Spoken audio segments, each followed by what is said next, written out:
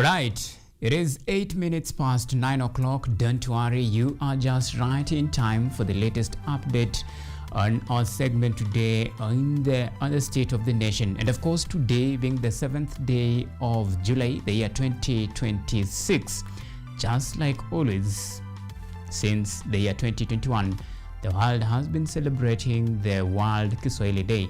Now, World Kiswahili Day, or rather Language Day, is observed every year on July, on the 7th month of July, to celebrate the English, or rather the Kiswahili language, one of Africa's most widely spoken languages and a powerful symbol of African identity, unity, and cultural heritage.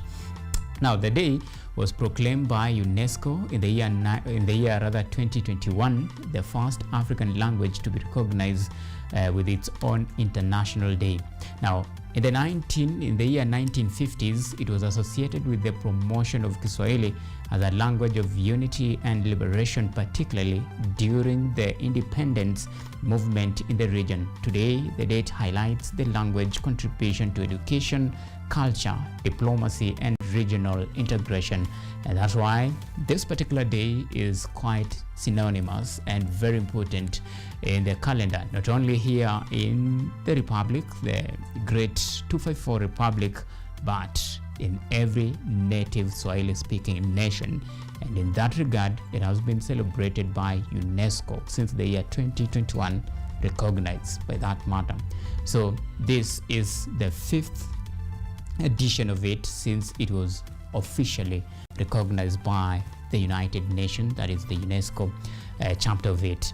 And this will be forming the basis of our bulletin tonight. And of course, we have much and more lined up for you. But first thing first, our top stories tonight.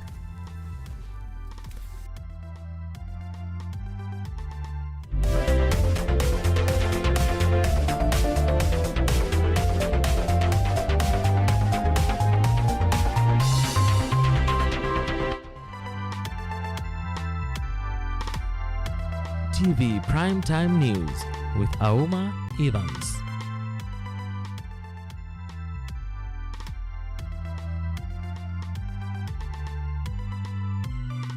The operator tonight is Joy Mtava. Remember, you can follow this broadcast on all of our social media platforms. We are coming to you live on YouTube at KUTV News Kenya. You can tweet us on X at KUTV_Kenya, at Auma Evans, the hashtag to use State of the Nation. So tonight we begin with the latest. The 36th anniversary of Sabasaba Day was like no other from previous years, recording one of the lowest turnout of protest in recent history. This was largely attributed to heightened security measures, with a heavy police presence sealing off major roads into Nairobi and motorists required to pass through checkpoints before accessing the CBD. The strict security arrangement contributed significantly to reduced public participation on this historic occasion.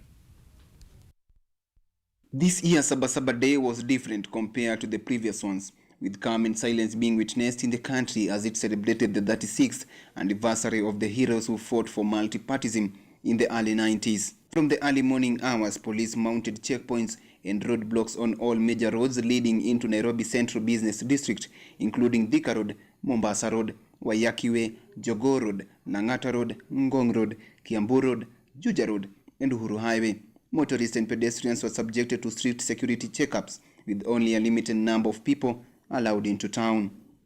The normally busy streets remained quiet with business closed. However, as the day unfolded, business was as usual, with heavy police presence in Mombasa. Protests were witnessed, but calm was maintained. A sharp contrast to previous Sabasaba commemorations that has drawn thousands of Kenya demanding political reforms, good governance, human rights, and accountability. This being the first Sabasaba without the late Raila Odinga, who for decades was widely regarded as the leading face of the Sabasaba movement, disrupted the order of events. His leadership during the struggle for multi-party democracy made him a symbol of annual commemorations, and his death has left many reflecting on what the future holds for this historic day. Ndio sisi tulikuwa tumeshikwa, tukawekwa ndani, manake tulikuwa tunasema tunataka multi-party ili vyama ziwe katika taifa letu. Baada ya Wakenya wengi kuumia, wengine walipigwa katika Nyayo House, wengine walipelekwa magerezani, wengine walikuwa na wawa, ili Wakenya wawe na uwezo ya kuunda vyama vyao. Tulisema kama ni mbaya ni nini? Kama ni mbaya ni nini? Sabasaba, observed every July 7th, commemorates the historic July 7th, 1990 pro-democracy demonstrations that called for the reintroduction of multi-party democracy in Kenya. Over the years, the day has evolved into a symbol of the country's struggle for democratic freedoms, civil liberties, constitutionalism, and accountable governance. It is regrettable that the recognition and remembrance of Sabasaba has not been consistent in its short period history of 35 years. One moment it is important. The next moment it is not. Some patriotic Kenyans had demanded the repeal of Section 2A of the Constitution. A number of people, including Kenneth Matiba, Raila Odinga, Mohamed Ibrahim, Toby Manyara, John Haminwa, and Charles Robia, among others, were arrested and detained. It is quite unfortunate that some of the people we were fighting then and who sanctioned those arrests are trying to hide behind Sabasaba to advance their political fortunes. This year, however, the combination of tight security police checkpoints and low public participation gave the commemoration a different tone.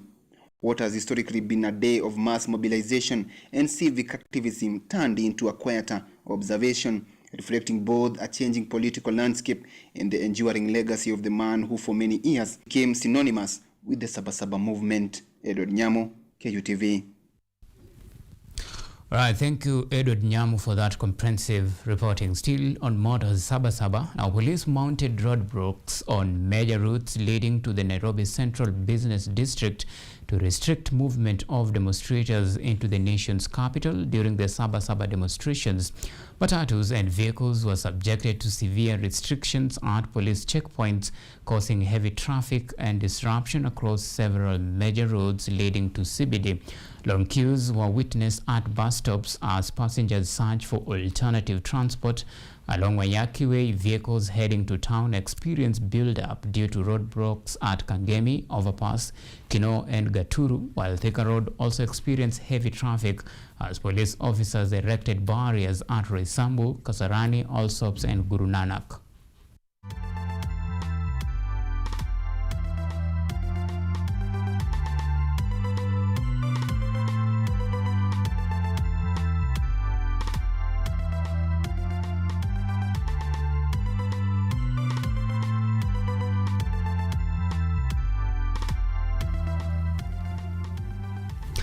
And as the world marks the 5th edition of World Kiswahili Language Day, Kenyatta University, in partnership with the United Nations Education, Scientific and Cultural Organization, or if you prefer the acronym UNESCO, has launched 2 international charters: the International Charter of Physical Education, Physical Activity, Sports and Fair Culture, both of which have been translated into Swahili.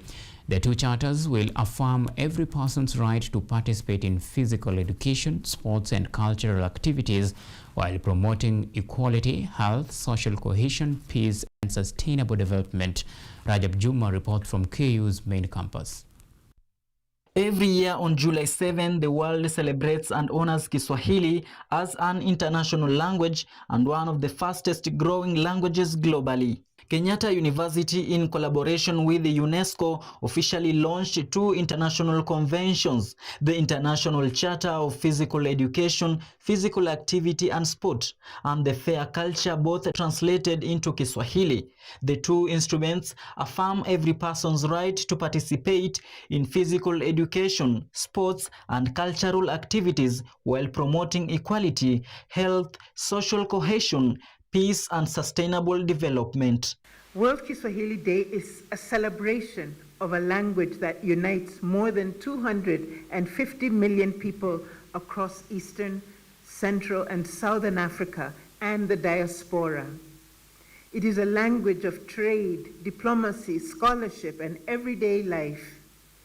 Kiswahili is already an official language in the African Union, the East African community, and the Southern African development community. Today's theme, Kiswahili, multilingualism and artificial intelligence in sports and social sciences, encourages the use of Kiswahili and artificial intelligence in multilingual environments to enhance communication, research, innovation and development in the sports and social sciences sectors. Ukishiriki katika michezo, ukishiriki katika elimu ya viungo, basi utakuwa na afya. Utakuwa na afya. Kiswahili tunasema mtu huyu ana afya, hatusemi afya nzuri, kwa sababu afya ni nzuri tayari. Na kitu ingine pia tunaona kwa kukuza hizi culture and creative industries, lugha ya Kiswahili na lugha indigenous iko na a very big role to play. Praising the language, Kiswahili stakeholders said there is a need to engage communities in communicating climate change issues while also using Kiswahili to preserve the cultural heritage of communities. This is an important day that recognizes the importance of Kiswahili as one of the world's most widely spoken language. Kiswahili language in the context of our region is a powerful vehicle for communication, intercultural dialogue, peace building and sustainable development. Sisi kama wanahabari tuko na mchango mkubwa katika kukuza ama kuendeleza Kiswahili katika ulimwengu. Kuna msemo unaosema kwamba mchomea hindi huanza na la kwake. Hata yule jirani aweze kupenda hicho Kiswahili, lazima mimi mwenyewe niwe nimekienzi Kiswahili na nakizungumza kila siku katika shughuli zangu, katika mawasiliano yangu. Kwa hiyo ningependa kusisitiza wanahabari wenzangu katika vyombo vya habari, tusisitize kutumia Kiswahili sanifu wakati wa kuhariri, wakati wa kusoma na wakati wa midahalo inayoendeshwa katika studio zetu, ili kuweza kuona kwamba Kiswahili kinatunzwa na kinatukuzwa. The origin of this day dates back to 2021 when UNESCO officially proclaimed the World Kiswahili Language Day to recognize the language's contribution to Africa's liberation movements, the strengthening of cultural identity and the promotion of global peace. This year's celebrations are expected to strengthen the status of Kiswahili as an international language and enhance its contribution towards building a world characterized by peace, unity and economic prosperity. Rajab Juma, KUTV. Kiswahili tunzwe na itukuzwe. Anyway, now moving on, it was a vibrant and colorful celebrations as Kenyatta University joined the rest of the world in commemorating World Kiswahili Day in Nairobi. From captivating traditional musical performances to a ceremony that showcased the richness of Swahili culture, participants gathered to celebrate the language in a unique and memorable way. The chakacha, taarab and other traditional dances brought the event to life. The celebration reaffirms Kiswahili's role as a language that unites people from diverse cultures. Our reporter Kida Kasim was in attendance and filed the following report.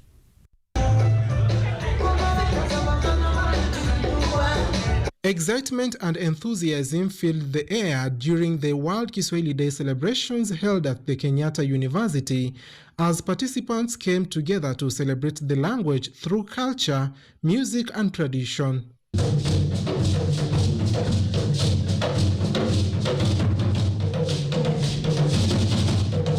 From elegant African attire adorned with colorful Ankara design to the arrival of the university leadership, led by Deputy Vice-Chancellor Professor Caroline Thorua, every participant proudly showcased their appreciation of Kiswahili and Africa's rich cultural heritage.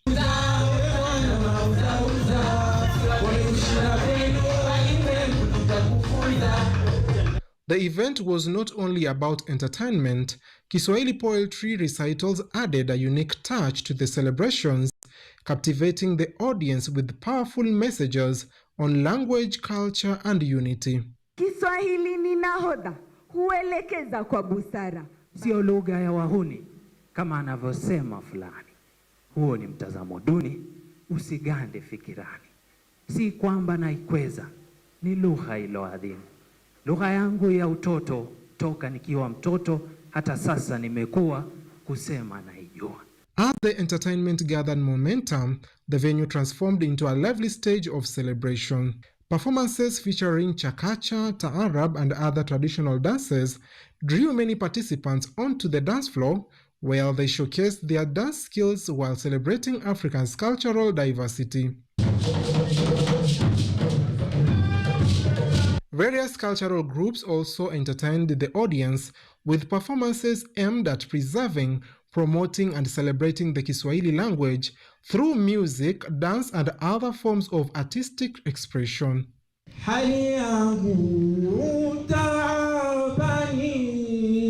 Those who attended the event, including lecturers, students and invited guests, expressed hope that World Kiswahili Day celebrations will continue to receive greater recognition and become an annual tradition every 7th of July, further promoting the growth and global appreciation of the Kiswahili language. Because it is World Swahili Day, allow me to end in style with Swahili proverb that says, mwacha mila ni mtumwa, Kiswahili kitukuzwe. Akida Kasim, KUTV, Nairobi. Right, thank you so much, Akida Kasim, for that comprehensive reporting. Now, from the nation's capital, let me take you to Mombasa County. Now, Mombasa County Sub-Commander Nicholas Chelulot has issued a rallying appeal to all the border riders in the region to help and to keep the city safe by registering to SACCOs to help eliminate criminal hidings within the border sector. According to Cherilot, proper registration, color coding and designated stages of motorcycles and tuk-tuk will help enhance accountability and reduce cases of rogue border riders hiding within the sector. In a bid to reduce cases of criminal activities perpetuated by rogue border riders hiding in the sector, Mombasa Sub-County Police Commander has urged all border riders to join registered SACCOs to help reduce border related criminal activities. Kwanza watatusaidia because at times iko tuk-tuks ama boda wanashiriki kwa uhalifu. During the launch of Zia Microfinance Program at Jubilee Hall in Vita Sub-County, Mombasa County, Cherurot highlighted that proper registration, color coding and designated stages of motorcycle and tuk-tuk will help enhance accountability in the sector. But because of the SACCO, which we agreed with the leadership of boda and tuk-tuk, to have registration to make sure that they color each sub-county. Under the program, only members of registered SACCOs qualify for the financing, with the cooperative managing both asset allocation and loan repayments. Onelea leo wacha tukuje to work na the SACCOs, our partners, the various manufacturers of the tuk-tuks and the various assets, to see how we can work together to create an ecosystem, as Linda had said earlier, that allows the members to work freely and eventually own the products that we launch. So isikwe mkopo yenye hautaweza kulipa.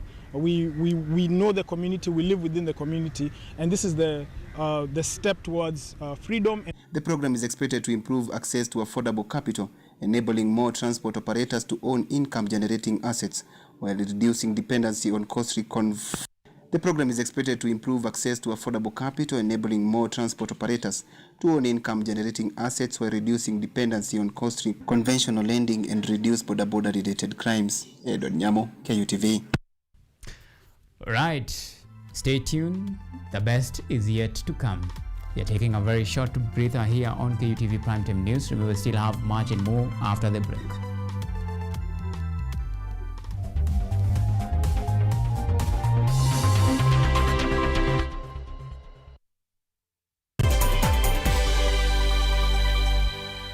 We are all steamers, number five. We are all use first persona. Ndio lazima tukume akili ndio kuna shida akili. Tajua ndio kuna shida akili kama kume akili ndio kuna shida akili. Mbona na akili? Translate na Kiswahili. Hiyo labda hajaget. Let me go back. It looks like you guys don't trust me. Hebu tokeni hapa. Sana wewe Lamborghini SS for you.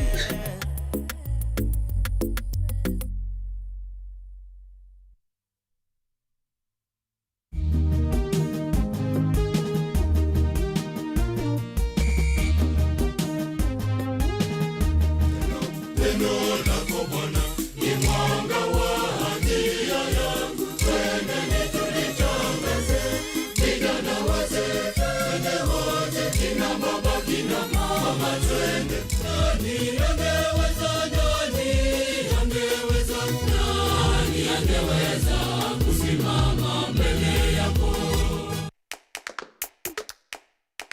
Baada ya kutafuta kazi, tunaweza kuanzisha miradi yetu ambayo ingetusaidia kubadilisha maisha ya wazazi wetu. Kwa vijana wenzangu, wengi wana kazi, lakini ikiwa sisi wenyewe tutajiamini, tunaweza kujiajiri wenyewe. Afrika kwa kweli tuna mahitaji ambayo ukiyasuluhisha unaweza kuathiri watu kwenye bara hili bila woga. Watu huwa na uzalishaji zaidi, wanajawa na ujasiri, wanakuwa wabunifu, wanakuwa wenye maarifa. Niliamua kuacha kazi, hata kama sitafanikiwa, nitakuwa nimejaribu, nitakuwa najua haiwezekani.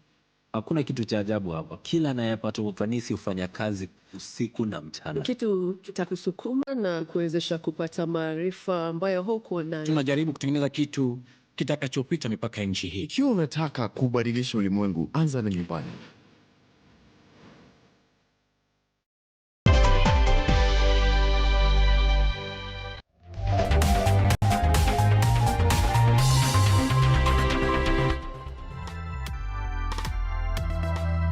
You are watching KUTV Primetime News with Auma Evans.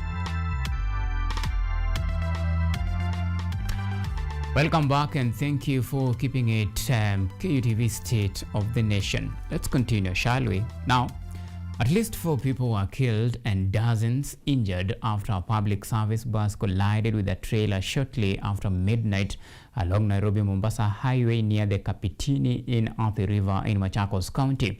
The injured were rushed to Machakos Level 5 Hospital as police, emergency responders and residents launched a rescue operation. The accident that caused a major traffic along the busy Mombasa-Nairobi Highway comes days after another deadly accident occurred on the same highway, raising fresh concerns over road safety along the busy transport corridor.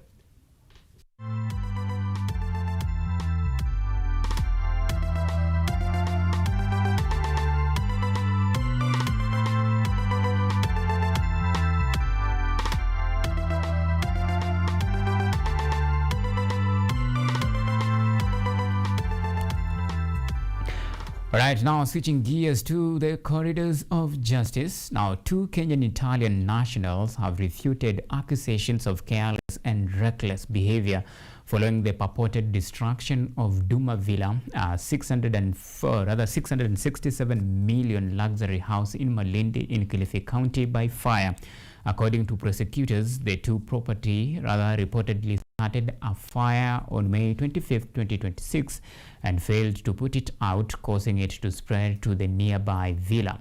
Both accused were freed on 300 Kenyan shillings personal pay by the Malindi Residence Magistrate Court, which also mandated the 2 Kenyan Italian nationals to give up the Italian and Kenyan passports. The matter will be brought up for pre-trial on 30th of July 2026.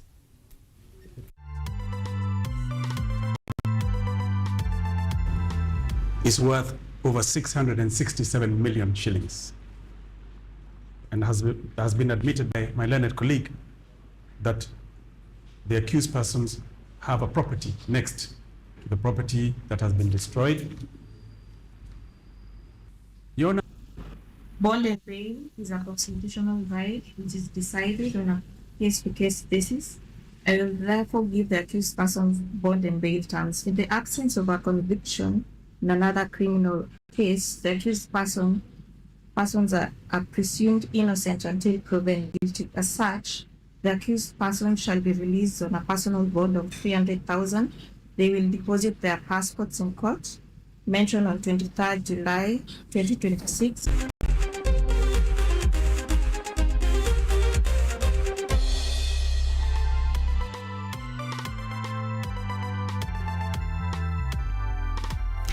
Right now, let's talk motorsports. Now, Harambee Starlets head coach Beldino Demba has exuded confidence ahead of the upcoming Women's Africa Cup of Nations in Morocco, calling on Kenyans to rally behind the team as they prepare to represent their country on the continental stage. Harambee Starlets are leaving nothing to chance as they fine-tune their squad ahead of continental assignment as they prepare to face off with top teams in Africa, including host Morocco. I think niko ready. Pia team iko ready. Mi kama dogo pia niko tayari. So wacha day 25th tuende tuwakilishe nchi. The girls have not received their, of course they've not received their last allowances for the past 2 matches. They need something to motivate them. They've asked that the president sees them off. Of course that means something. It means first of all it means support. Then secondly, of course, President ucheza kama yeye. So I know we are also looking forward to see what is in store for us. We hope that we can be treated the same way as men were being treated. Right, still matters football. Now the Football Kenya Federation, or other Football Kenya Premier League champions, Gor Mahia, will begin preparation for the next season without one of their longest serving player following the departure of goalkeeper Gad Matthews. Gor Mahia have confirmed the departure of experienced goalkeeper, bringing to an end a successful spell at the record Kenyan champions. Matthews leaves Kogalo after playing a key role in the club's recent campaigns, establishing himself as one of the league's most dependable goalkeepers. Before joining Gor Mahia, the short stopper featured for Kariobangi Sharks and Western Stima, where he built his reputation through a series of impressive performances. His exit now leaves Gor Mahia with the task of finding a suitable replacement as the club turns its attention to the upcoming season.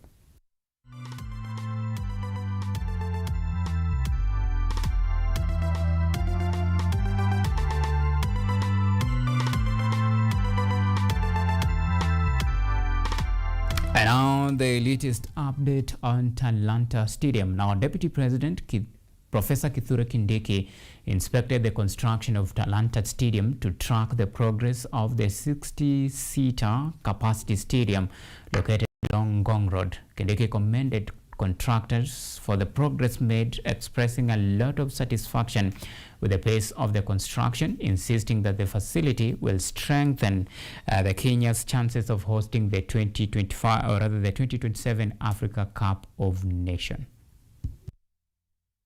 Kwa muda mrefu nchi yetu haijaweka uwekezaji katika mambo ya viwanja, mambo ya michezo kwa karibu miaka 40. Na ndio tunasema Rais Ruto ametusaidia sana, kwa sababu ni kupitia kwa serikali hii ambapo tumefufua mambo ya kujenga, mambo ya spoti, mambo ya talanta za vijana, kwa sababu hii Talanta Stadium iko karibu kuisha, lakini mnajua ya kwamba bado tunarekebisha ile Kasarani, tumeirekebisha, tunaendelea kuiboresha ile Nyayo Stadium, vile tunaweka canopy, na katika taifa letu la Kenya tuko na stadium zingine 31 nje ya Nairobi ambazo zinaendelea. Now switching gears to motors athletics. Now the American middle distance runner Nikki Haltz has once again found herself at the center of global sporting discussion following her victory on the track and comments on inclusion in sport. Fresh from defeating Kenya's Faith Kipyegon, Nikki Haltz shifted attention from the track to wider conversation surrounding inclusion in athletics. Following the victory, Haltz declared that transgender people have a place in sport, saying everyone rather deserves the opportunity to compete. The remarks have generated widespread debate across the sporting world, with supporters praising the message while others continue to question the policies surrounding fairness in competition.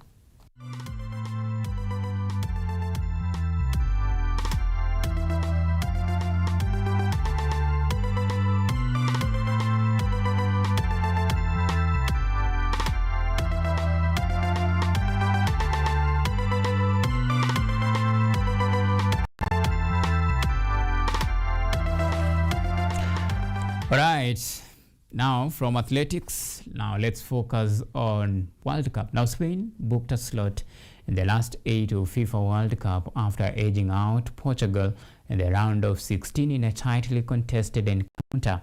Mikel Merino's 91st minute strike was the difference between the two sides. In other match played in the round of 16, Belgium was too good, or rather too strong, for the host, cruising to 4-1 victory over United States of America to set a date with destiny against Spain. Attention now will shift on the round of 16 and the encounter between Switzerland and Switzerland and of course is it Canada?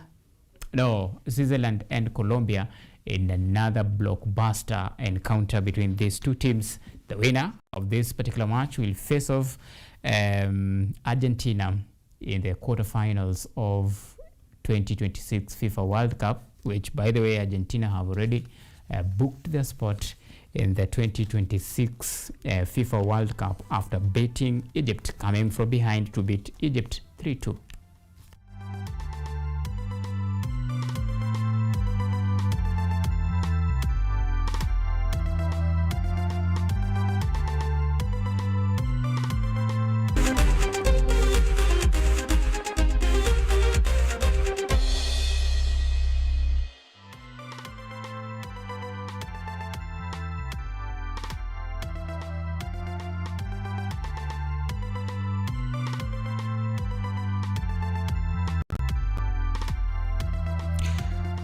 Right, so that's the news of this particular hour.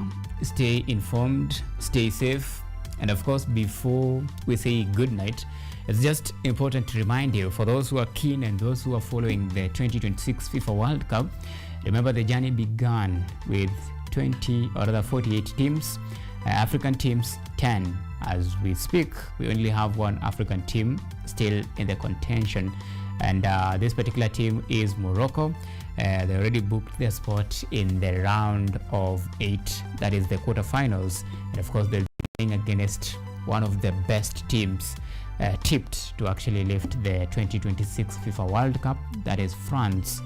The only hope that African had was until probably 65 to 70 minutes today, when Egypt was playing against the defending champions, that is Argentina, until things took another tragic, and of course it's sad to say this, but as we speak, it was just a flash of a second and Egypt were bundled out of 2026 FIFA World Cup.